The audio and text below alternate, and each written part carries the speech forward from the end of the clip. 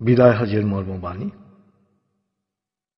শুক্রবার ৯ জিলহজ ১০ হিজরি সনে হজের সময় আরাফা ময়দানে দুপুরের পর হযরত মুহাম্মদ সাল্লাল্লাহু আলাইহি সাল্লাম লক্ষাধিক সাহাবার সমাবেশে এই ঐতিহাসিক ভাষণ দেন। হামদ ও সালার পর তিনি বলেন, হে মানুষ, তোমরা আমার কথা শোনো।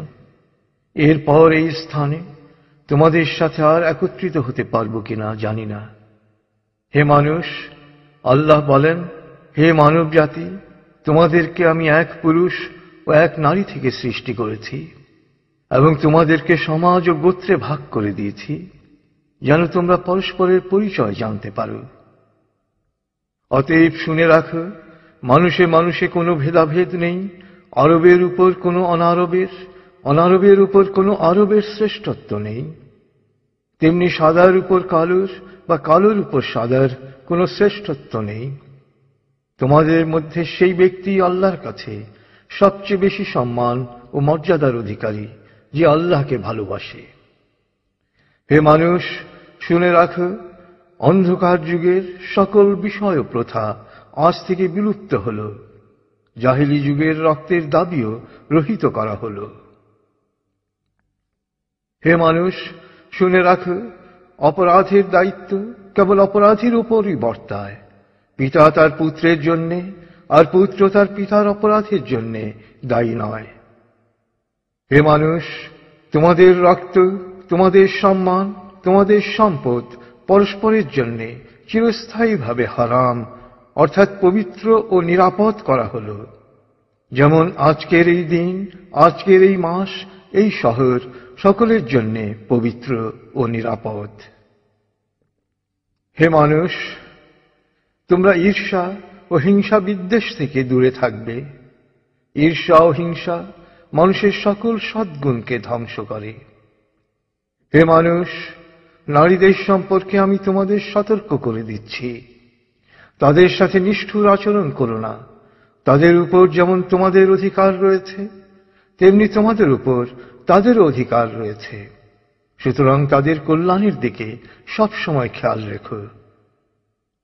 হে মানুষ, অধীনস্থদের সম্পর্কে সতর্ক হও।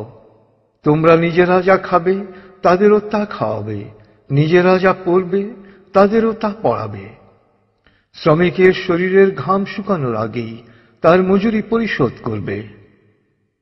হে মানুষ, বিশ্বাসী সেই ব্যক্তি যার হাত ও মুখ থেকে অন্যের সম্মান, ধন ও প্রাণ নিরাপদ।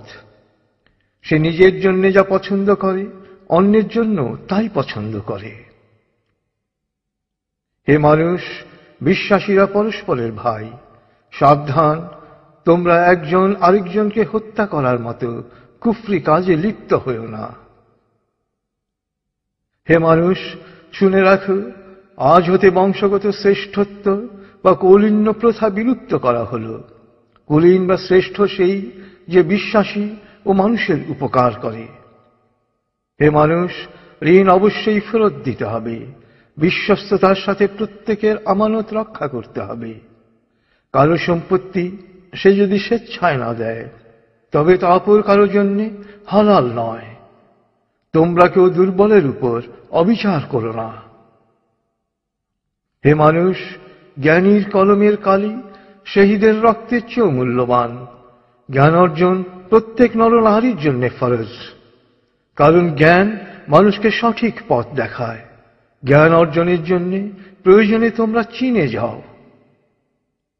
হে মানুষ, তোমরা তোমাদের প্রভুর ইবাদত করবে, নামাজ কায়েম করবে, যাকাত আদায় করবে, রোজা রাখবে, হজ করবে আর সংঘবদ্ধভাবে নেতাকে অনুসরণ করবে। তাহলেই তোমরা জান্নাতে দাখিল হতে পারবে।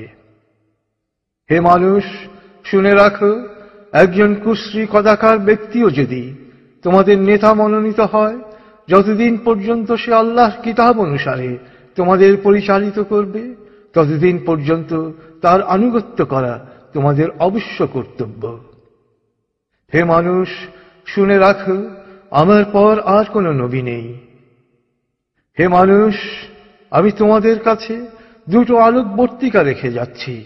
যতদিন তোমরা এই দুটো অনুসরণ করবে, ততদিন তোমরা সত্য পথে থাকবে। এর একটি হলো আল্লাহর কিতাব, দ্বিতীয়টি হলো আমার জীবন দৃষ্টান্ত। হে মানুষ, তোমরা কখনই ধর্ম নিয়ে বাড়াবাড়ি করো না, কেননা অতীতে বহু জাতি ধর্ম নিয়ে বাড়াবাড়ি করার কারণে ধ্বংস হয়ে গেছে। হে মানুষ, প্রত্যেককেই শেষ বিচারের দিনে সকল কাজের হিসেব দিতে হবে, অতএব সাবধান হও। হে মানুষ, তোমরা যারা এখানে হাজির আছো, আমার এ বাণীকে সবার কাছে পৌঁছে দিও।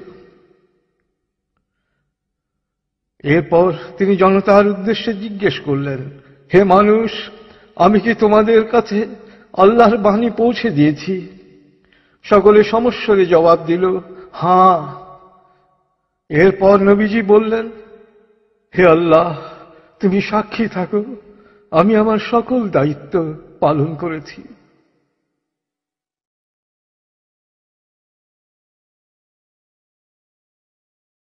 রাসূলুল্লাহ সাল্লাল্লাহু আলাইহি সাল্লামের উম্মত হিসেবে আমাদেরও দায়িত্ব তার এই শেষ বাণী সবার কাছে পৌঁছে দেয়া। আল্লাহ আমাদের সবাইকে এ দায়িত্ব পালন করার তৌফিক দান করুন। আমিন।